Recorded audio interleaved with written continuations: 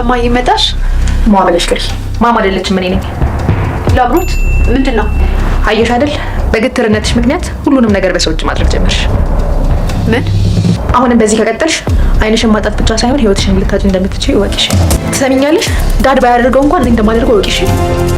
አጥብቼ አቅፌ ተንከባክቤ ያሳደግኳት ልጄ በእህቷ ላይ እንደዚህ አይነት በደልና ጭካኔ እየፈጸመች እንዴት ነው መቀበለው? ማዘር አሁን እንደዚህ መሆኑ እኮ አያዋጣም። በቃ የሆነው ነገር ሆኗል። ምን ማድረግ እንዳለብን ብንመካከር እኮ ይሻላል። መፍትሄ ያለው እችን ላምሮት የተባለች እርኩስ አካድም ያርጃት እጄን ለመንግስት መስጠት በቃ። ኪሩዬ እኮ አንተ ዝም ብለክ ነው እንጂ የአይን ብርሃን የሚመለስ አይመስለኝም። የኔ ፍቅር እንደዚህ በቀላሉ እኮ የሚሰበር መንፈስ አልነበረሽም። ለምንድነው እንደዚህ ቶሎ ተስፋ የምትቆርጪው? እኔ ምንድነው እንደዚህ የሚያስጨንቅሽ? ልታሾፍብኝ የመጣኸው? ተይ እንጂ ዝም ለምን አሾፍብሻለሁ? ምንም ቢሆን እኮ የሰማንያ ሚስቴ ነሽ፣ የልጅነት ፍቅሬ። አልቀረብህም። ይህን ሽንገላህን ተወኝ። በቃ እኔና አንቺ አንድ ቀንም ቢሆን በሰላም ማውራት አንችልም ማለት ነው? አዎ አንችልም። ምክንያቱማ ለፍቅር ሳይሆን ለጥላቻ፣ ለሰላም ሳይሆን ለጸብ፣ ለተንኮል የተፈጠርክ ስለሆንክ ነው። እይቷ 100% የመመለሱ ነገር እንዳላበቃ እርግጠኛ መሆን እንችላለን። አይ ዶክተር፣ የማየው ነገር ተስፋ እየሰጠኝ በኋላ ባይሳካ ቅስሜ እንዳይሰበር። እውነቱን ለመናገር ይህ ሕክምና አይደለም እኛ ሀገር ላይ ባደጉት ሀገራት ላይ ራሱ እጅግ ውስብስብ ሕክምና ነው። አንዳንዴ ነገሮችን በራሴ እንዳደርግና በራሴ መሄድ እንድችል ትንሽም ቢሆን እድሉን ብትሰጠኝ አሪፍ ነው። አንቺና አባትሽ በዚህ መንገድ አሸንፋለሁ ብላችሁ አስባችሁ ከሆነ በጣም ተሳስታችኋል። እሺ እዚህ ጋር እኮ አሸናፊም ተሸናፊም የሚባል ነገር የለም። አንተም ርቀትህን ጠብቀህ ቤት ትቀመጣለህ፣ እኛም በሰላም እንኖራለን። እሱ መቼም እንዳታስቢው። ያ ነፍሰ ገዳይ የሆነ አባትሽን ማንቁቱን ይዤ ዘብጥያ ሳላስወርደው መቼም አልተኛላችሁ። ስለምን ነፍስ ማጥፋት ነው የምታወራው? አባትሽ የትርሲትን አባት ስለገደለበት ወንጀል። ምን? እሱ ይሄንን ሚስጥር እንዳላወጣበት አንቺን እየተጠቀመብሽ ነው። እመኚኝ፣ አባትሽ ላንቺ የሚያስብና ላንቺ የሚኖር ይመስልሻል እንጂ የሚፈልገውን ሲያገኝ ሁላችሁንም ጥሎ ወደ መጣበት ሀገር እንደሚመለስና እንደማታገኘው አረጋግጥልሻለሁ። ዶክተሮቹ ምን አሏችሁ? ዶክተሮቹማ ተስፋ አለው ነበር ያሉት።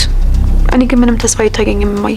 ከዚህ በኋላ ጌታ ይመለሳል ብዬ ተስፋ ማድረግ ሳይሆን እንደማይመለስ አስቤ ለምጄው መኖር ነው የምፈልገው።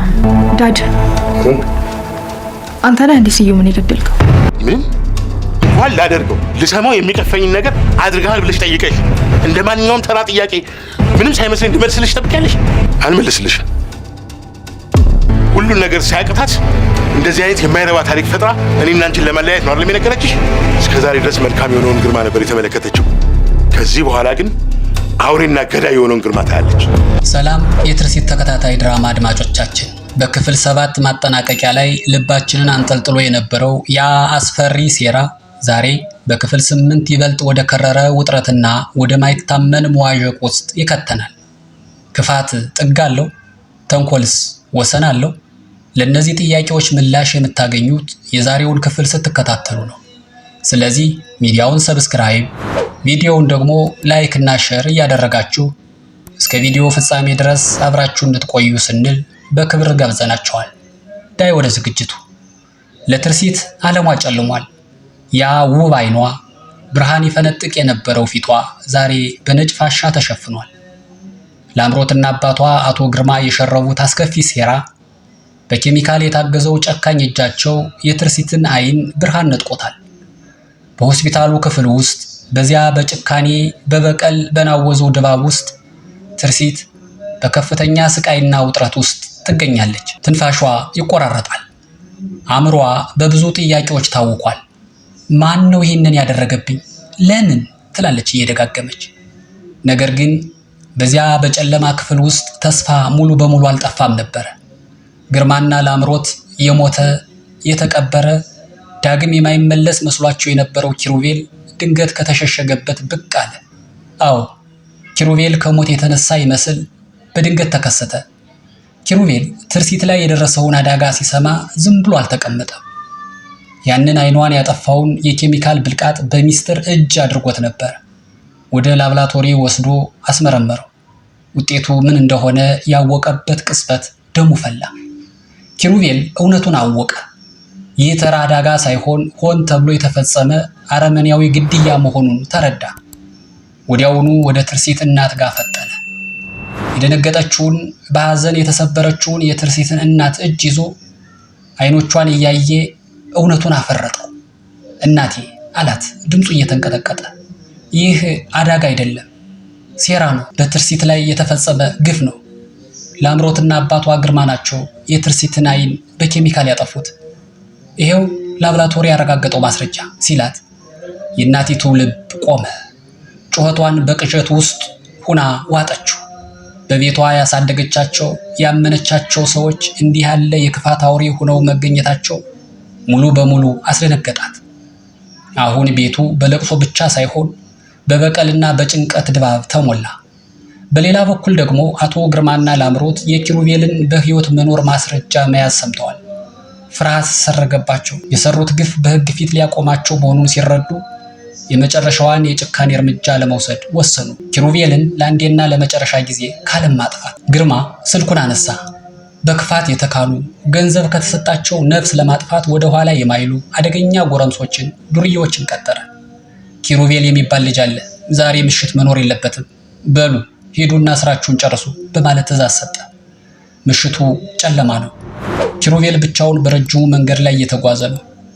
ከጀርባው 4 የታጠቁ ፊታቸውን የሸፈኑ ጎረምሶች ይከታተሉታል። የጫማቸው ኮቴ ያስተጋባል።